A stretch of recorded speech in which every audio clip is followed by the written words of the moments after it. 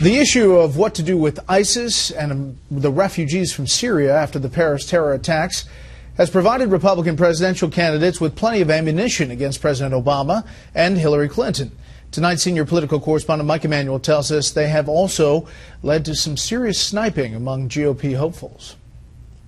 On the campaign trail in New Hampshire, businesswoman Carly Fiorina called for American leadership, leading to victory against a dangerous enemy in the aftermath of the Paris attack. Islamic terrorism believes they are at war with us, and so we must wage a war against them and win. In Columbia, South Carolina, former Florida Governor Jeb Bush said ISIS is trying to destroy Western civilization, and it's time to stand up and fight.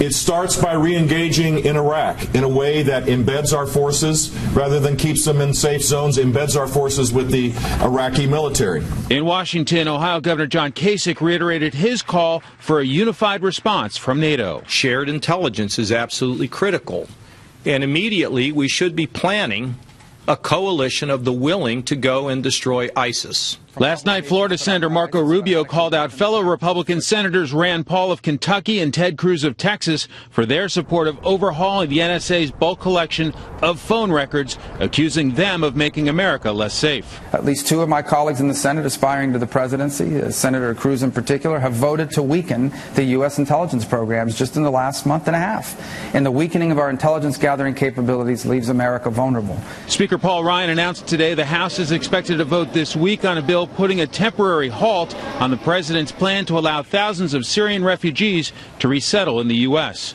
Former Arkansas Governor Mike Huckabee praised the speaker and ripped the president. Clearly, he hadn't contained anything. We need a moratorium on the idea of Syrian refugees.